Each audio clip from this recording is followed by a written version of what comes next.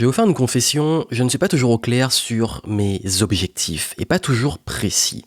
Alors là, vous allez vous dire, mais oui, mais Johan, mais tu nous dis toujours qu'il faut noter nos objectifs, qu'il faut en avoir, qu'il faut être structuré, carré, organisé. Tu es même celui qui vend des programmes sur l'efficacité et l'organisation. Eh bien justement, aujourd'hui, je vais vous parler de pourquoi vos objectifs n'ont pas tant d'importance que ça et pourquoi ils vous plombent. Et qu'est-ce qu'il y a derrière qui fait vraiment la différence? Combien de fois vous avez culpabilisé de voir les autres avoir plein de projets, plein d'objectifs, plein de choses à raconter, et puis vous n'êtes pas au clair sur où aller. Combien de fois vous êtes senti peut-être pas à votre place, ou pas assez utile, ou vous dire qu'est-ce que j'ai envie de faire de ma vie, ou je suis pas assez motivé. Et d'ailleurs, avec souvent des pertes de motivation, la flemme, de l'irrégularité, à dire peut-être que vous êtes paresseux carrément, et à culpabiliser de ne pas vraiment être à la hauteur, à la motivation que vous voudriez avoir. Je vais vous rassurer parce que je sais qu'il y a une pression sociale d'avoir des projets, des objectifs, d'avoir un maximum de choses à faire. Et aujourd'hui, vous allez comprendre que passer du chaos, et quand je dis le chaos, c'est ne pas savoir quoi faire, où aller et quelle direction prendre, surtout les multipotentiels qui me suivent, à de la clarté. Et la clarté, c'est pas juste avoir des objectifs, la clarté, c'est avant les objectifs. Je m'explique. Quand vous êtes face à la dispersion, à beaucoup de projets, d'idées qui sont un peu flous sans savoir par quoi commencer, à de l'incertitude ou carrément peut-être du vide, dans le brouillard, vous dire ok, je ne sais carrément pas où aller et je culpabilise de ne pas pouvoir savoir comment trouver cette dynamique, cette flamme et prendre une direction. Et puis surtout la difficulté à trouver sa place. Tout ça, c'est ce qu'on appelle le chaos. C'est le chaos parce que c'est pas clair, ça part dans tous les sens, il n'y a pas de direction et ça vous épuise en charge mentale, ça vous épuise en culpabilité et ça vous épuise parce que vous n'arrivez pas à puiser cette motivation en vous. Et si vous voulez sortir de ça, il va falloir vous poser les bonnes questions. Et je vais vous dire quelles sont les questions à vous poser. Et puis surtout, il va falloir déculpabiliser parce que comme je vous ai dit, c'est normal, c'est ok, on passe tous par là. Avec le recul et avec le temps, plus je parle de motivation, d'efficacité, d'organisation, de multipotentialité, de trouver sa voie, etc., plus je me rends compte que là où on arrive le mieux à prendre une bonne direction dans sa vie, c'est quand on lâche prise. C'est quand on arrête de se mettre la pression. C'est quand on arrête de toujours vouloir se dire il faut impérativement que je trouve ma mission de vie. Parce qu'il y a une chose qui arrive dans la vie, je ne sais pas si vous avez déjà remarqué ça, c'est que la majorité des réponses et des bonnes réponses viennent quand on arrête de chercher. Et il y a plein d'anecdotes comme ça, je suis sûr que vous avez rencontré dans votre vie, où vous cherchez quelque chose, un objet, un mot que vous avez oublié, quelque chose qui vous a échappé de votre mémoire. Et plus vous cherchez, moins ça vient. Et le moment où vous arrêtez de chercher, comme par hasard, vous retombez sur l'objet, où vous avez la chose qui vous revient comme ça, après coup. Pourquoi ? Parce que, vous avez vu, c'est comme l'image qu'on donne quand vous avez quelque chose qui tombe dans l'eau, et qu'il y a du sable au fond. Moi qui viens des îles, je sais bien à quoi ça ressemble. Quelque chose qui tombe dans l'eau, il y a du sable, et plus vous allez agiter l'eau, plus vous allez agiter le sable pour la retrouver, plus il va avoir ce sable qui part dans tous les sens, qui se mélange avec l'eau, et l'eau devient trouble. Alors que quand vous laissez reposer, le sable retombe au fond, l'eau redevient claire. Alors je sais que c'est une métaphore qu'on donne souvent dans le bouddhisme, qu'on dit qu'il faut arrêter de l'agitation et il faut calmer les choses si on veut retrouver de la clarté et qu'on retrouve l'eau claire. C'est vraiment ça cette idée, c'est que votre esprit il est comme ça, plus vous l'agitez, plus vous voulez absolument trouver les réponses, plus vous cherchez, parfois c'est contre-productif et cette pression qu'on vous met tout le temps elle est contre-productive. Et quand je parle de lâcher prise, et j'ai plein d'anecdotes comme ça dans ma vie où il y a un moment, je mettais la pression parce que je me disais, bon là, je suis en perte de motivation, en perte de vitesse, je sais pas quelle direction prendre, je sais pas quoi faire. Et puis on se rend compte que c'est le moment où on se pose, le moment où on arrête de vouloir chercher les réponses, où on s'occupe de ce qu'on a envie de faire ou parfois de ne rien faire. Et bizarrement, c'est là que mes plus gros projets sont nés. Mes plus gros projets sont nés de moments où je n'étais pas en train de chercher des idées. Mes plus gros projets sont nés les moments où j'étais en train de faire autre chose, où j'étais occupé à autre chose. Que ça soit avec Game Entrepreneur, qui est arrivé pendant que j'étais dans un jacuzzi, que ça soit lors d'une discussion, que ça soit lors d'un moment où je fais du sport. Mes meilleures idées ne viennent pas entre quatre murs derrière un écran à chercher des réponses.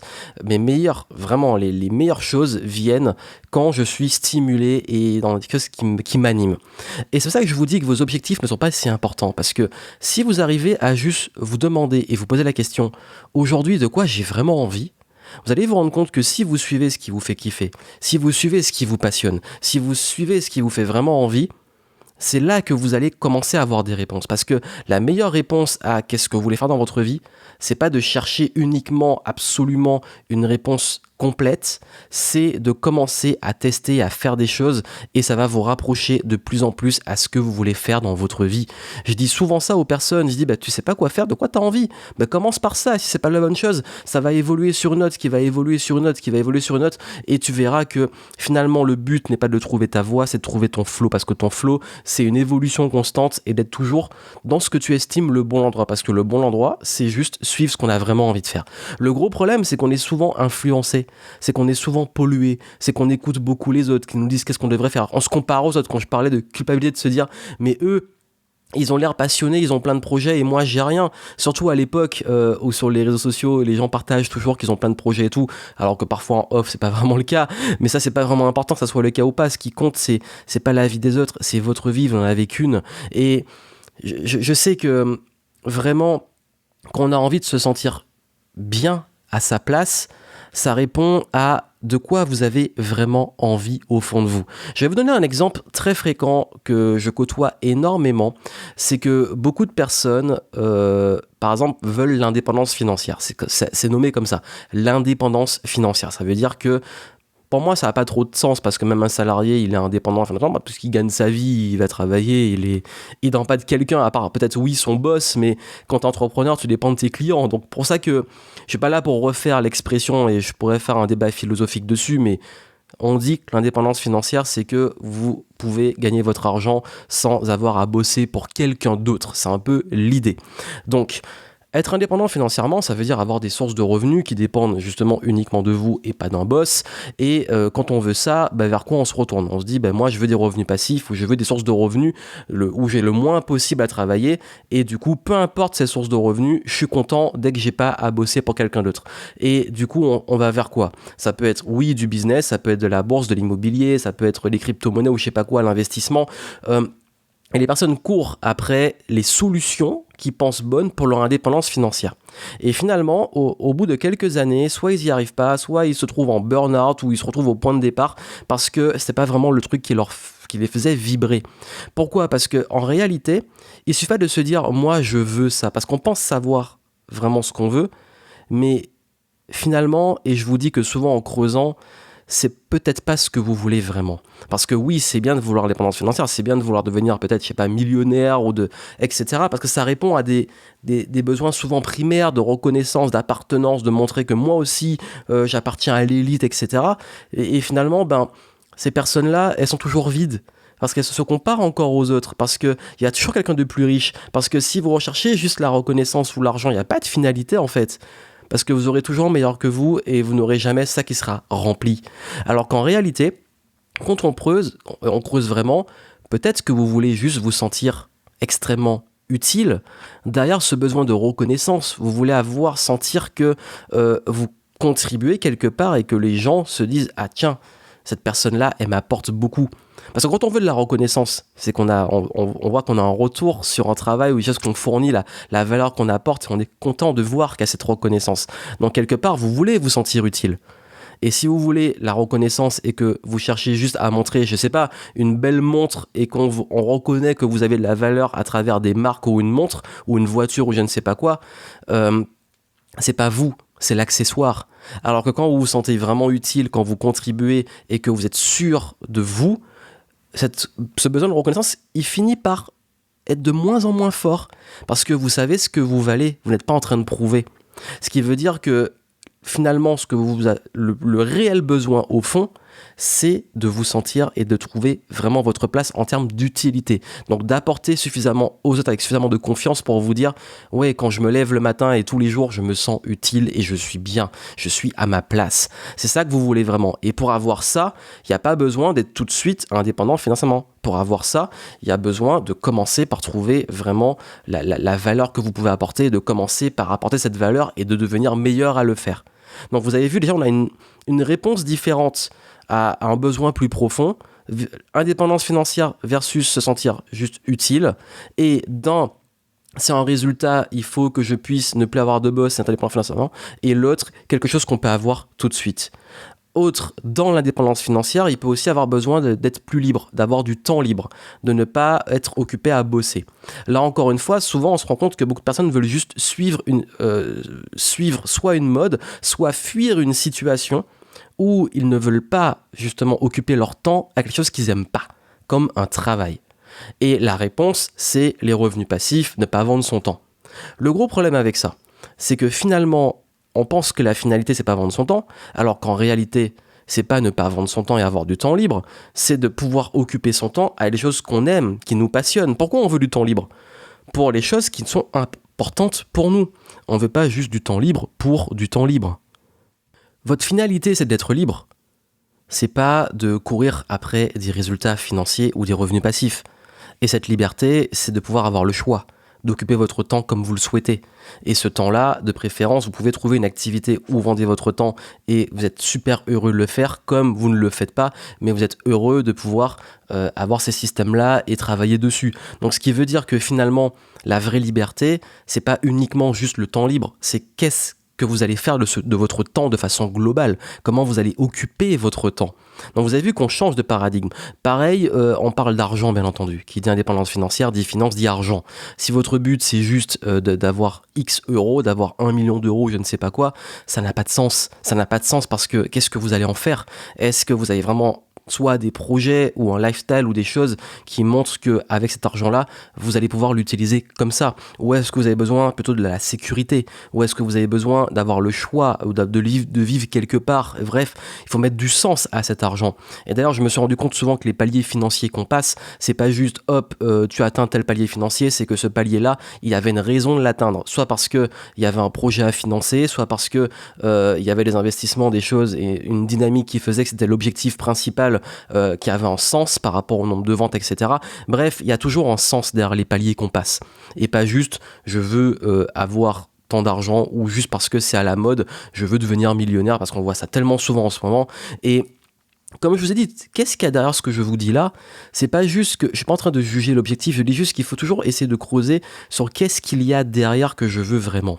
Parce qu'on pense qu'il faut atteindre un palier en termes d'argent, en termes de temps, en termes de contribution ou autre, alors qu'en réalité, c'est un process et qu'on peut le commencer tout de suite. On dit que le bonheur, et je pense qu'on cherche tous ça au fond de nous, ce n'est pas d'atteindre un résultat, c'est de poursuivre un rêve. Et ce rêve, il n'a pas forcément besoin d'avoir des objectifs ultra clairs ou des deadlines, une fois que j'ai atteint ça, tout va être résolu, parce qu'on se rend compte que dans la pratique, on pense qu'une fois qu'on aura atteint d'argent, une fois qu'on aura atteint tel palier, une fois qu'on aura fait ci ou ça, ça va tout changer et tout sera mieux. Et en réalité, une fois qu'on l'a atteint, soit on se dit bah ok super, maintenant c'est quoi la suite, ou alors parfois on se retrouve avec du vide, ou alors on se rend compte qu'on a toujours des mêmes problèmes ou des nouveaux problèmes ou des problèmes amplifiés, ou on passe à autre chose. Donc ce qui veut dire que finalement, plutôt de courir après ce qu'on appelle des objectifs qui sont en termes de c'est fini et du coup je réfléchis à chaque fois à comment me mettre des résultats et je me mets la pression sur les résultats, et plutôt focaliser sur qu'est-ce que je veux vraiment au fond de moi et comment dans mes journées remplir mon temps, mon énergie et consacrer mes ressources pour pouvoir le nourrir au quotidien.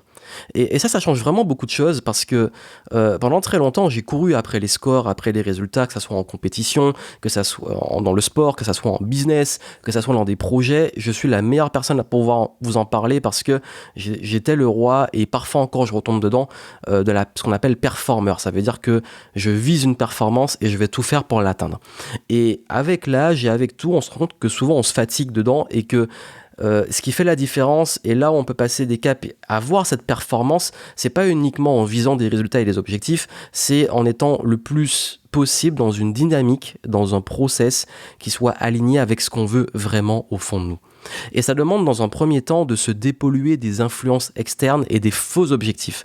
Comme je vous ai dit avec les exemples, les faux objectifs, c'est les trucs qu'on pense vouloir, mais qui sont pas réellement ce qu'on veut. Parce qu'on se voile la face, parce qu'on est influencé par l'extérieur, parce que finalement on n'a pas assez creusé les choses, et qu'il est important, c'est d'ailleurs le rôle souvent ce qu'on appelle le coaching, dans l'auto-coaching, dans l'introspection et tout, de se réaligner sur ce qu'on veut vraiment.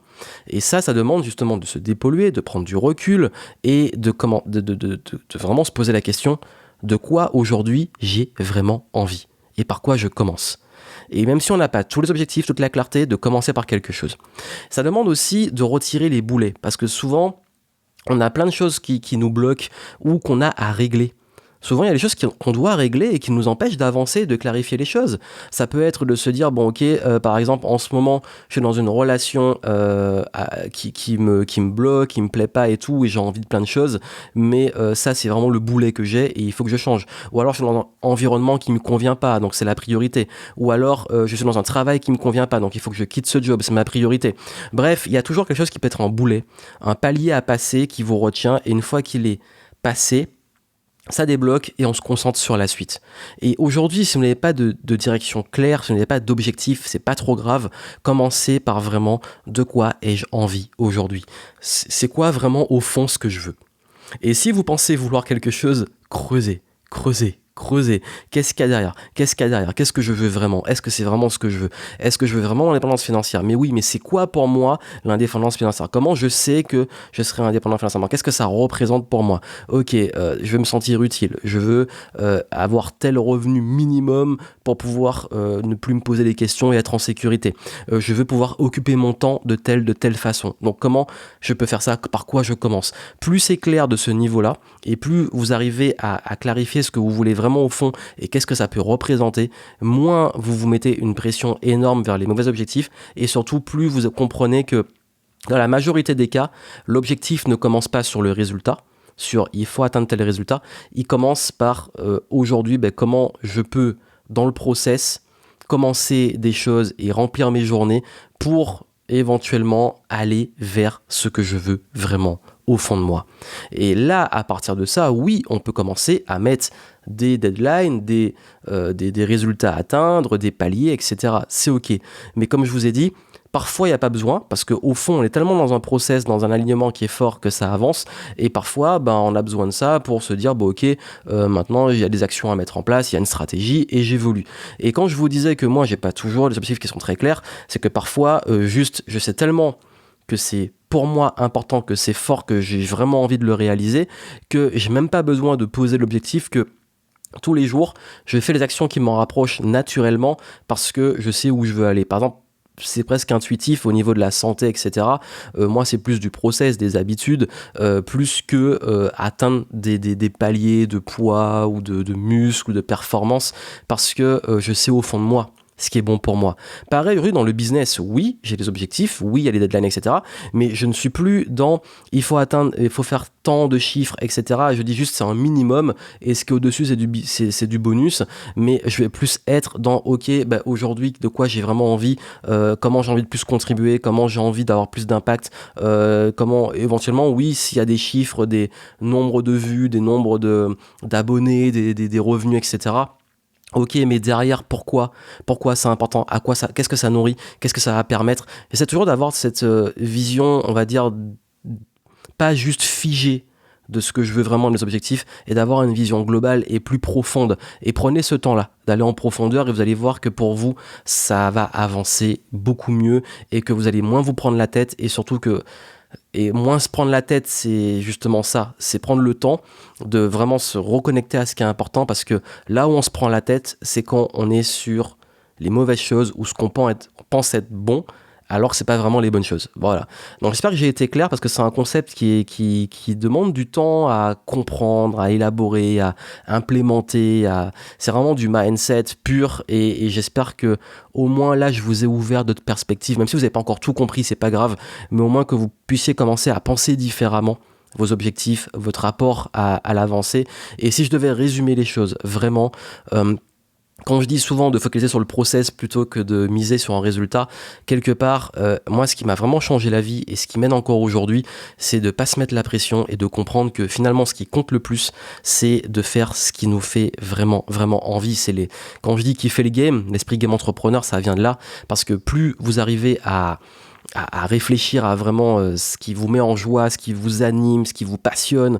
C'est là que vous allez apprendre plus vite, c'est là que vous allez avoir plus de résultats, c'est là que vous allez être animé en étant pleinement vous-même, en étant vraiment aligné sur un projet qui vous tient à cœur et vous allez être beaucoup moins sensible à ce qui se passe autour, à la comparaison aux autres, aux questions de confiance, à l'influence extérieure, au blocage que vous allez rencontrer parce qu'au fond de vous, vous avez cette flamme. Et si vraiment ça peut vous aider sur la clarté, dans les notes du podcast, allez voir les ressources que je vous ai mises, faire d'autres ressources pour aller plus loin sur ces éléments-là. Donc si ça vous a aidé, comme d'habitude, laissez-moi des petites reviews sur Apple Podcast. Les petites étoiles, ça fait plaisir, ça aide à référencer, à faire connaître. Si vous pensez que ça peut aider des personnes, que ces conseils vous aident, peuvent aider des personnes que vous pensez vraiment ces conseils-là pourraient les aider à sortir de ces schémas de culpabilisation et de pression, ces objectifs, partagez le podcast et puis moi je vous souhaite plein de succès et je vous dis à très vite dans le podcast Game Entrepreneur. Ciao.